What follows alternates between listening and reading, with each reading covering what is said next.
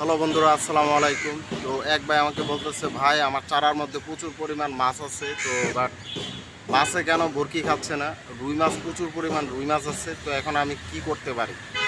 তো আসলে মূল পয়েন্ট হচ্ছে এই জায়গায় আপনার চারাতে মাছ আছে, ভরকি খাইতেছে না।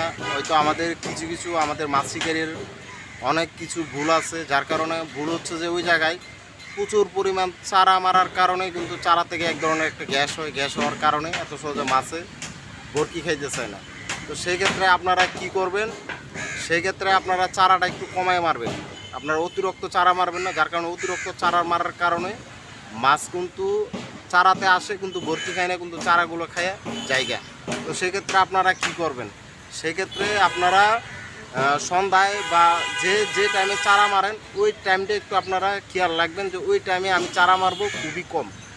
তো কমভাবে মারলে আপনার ওইখানে মাছ থাকবে, কিন্তু মাছে তখন খুব মানে বরকি খাওয়ার জন্য সে প্রস্তুতি থাকবে।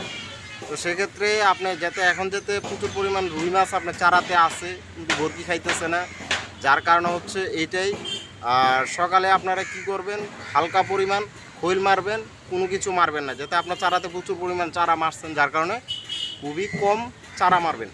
তো মারার পরে আপনারা দেখতেছেন তারপরেও বরকি খাইতেছে না, সেক্ষেত্রে আপনারা কি করবেন, সেক্ষেত্রে আপনারা করবেন মানে যখন আপনার পিঁপড়ার ডিম প্রচুর পরিমাণ পিঁপড়ার ডিম থাকবে, তখন সেক্ষেত্রে আপনারা ওইটাকে হালকা পিঁপড়ার ডিম দিবেন। হালকা পিঁপড়ার ডিম দিয়ে প্রচুর পরিমাণ পিঁপড়ার ডিমে আপনারা ইউজ করবেন না, হালকা পরিমাণ দিবেন। দেওয়ার পরে আপনারা ওইটা মারবেন, মারার সাথে সাথে ইনশাল্লাহ ফলাফল কিন্তু ভালো পাবেন। সাথে সাথে রুই মাছ হোক বা যে কোনো মাছ আপনার চারার ভিতরে থাকলে সেটা কিন্তু অবশ্যই খাবে। আর বেশিরভাগ রুই মাছে যখন চারার মধ্যে যখন আসে তখন কিন্তু প্রচুর পরিমাণ ভর্তি কম খেতে চায়। রুই মাছ যখন প্রচুর পরিমাণ বেশি আসে তখন কিন্তু ভর্তি খুব কম খায়। কারণটা হচ্ছে আপনি চারা অতিরিক্ত মারবেন না, খুবই কেয়ারফুল রাখবেন, অল্প অল্প চারা মারবেন। অল্প অল্প চারা মারলে ইনশাল্লাহ আপনার চারাতে প্রচুর পরিমাণ মাছে কিন্তু ভর্তি খাওয়ার সম্ভাবনা বেশি। তো এই জন্যই বলতেছি। আর আপনারা অবশ্যই এই জিনিসটা খেয়াল রাখবেন, আপনি যে টুপটা মারবেন ওই টুপটা যাতে ফ্রেশ হয়, আপনার টুপটা বা আদারটা যাতে ফ্রেশ হয়। আর ওইখানে অনেকে অনেক কিছু দেয়, কিন্তু আপনারা অতিরিক্ত কোনো কিছু দিবেন না। অতিরিক্ত কোনো কিছু দিলে কিন্তু মাছে এত সহজে ভর্তি খাবে না।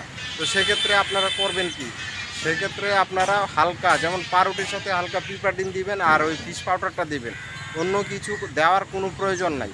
রুই মাছের ক্ষেত্রে অন্য কিছু দেওয়ার কোনো প্রয়োজন নাই। অন্য অন্য মাছ যদি আপনারা ধরতে চান, কাতাল বা বড় বড় মাছ, তো সেই ক্ষেত্রে কিন্তু আলাদা একটা বিষয়। আর রুই মাছের জন্য হালকা পরিমাণ পিঁপড়ার ডিম, হালকা পাউরুটি দিবেন। পাউরুটি একটু অতিরিক্ত বাড়াই দিবেন না, পিঁপড়ার ডিমটা হালকা পরিমাণ দিবেন। দেওয়ার পরে আপনারা সাথে সাথে মারবেন, তো ইনশাল্লাহ অবশ্যই ফলাফল পাবেন। আর ভিডিওটা যারাই দেখতেছেন অবশ্যই আমার চ্যানেলটাকে সাবস্ক্রাইব করবেন। এইসব ধরনের মাছের ভিডিও বা মাছ শিকারের ভিডিও আমার এখানে সবসময় এনিটাইম পাবেন। তো এতটুকুই বন্ধুরা, সবাই ভালো থাকবেন আর ভিডিওটা সবাই বেশি বেশি করে দেখবেন। তো এতটুকুই, আসসালামু আলাইকুম।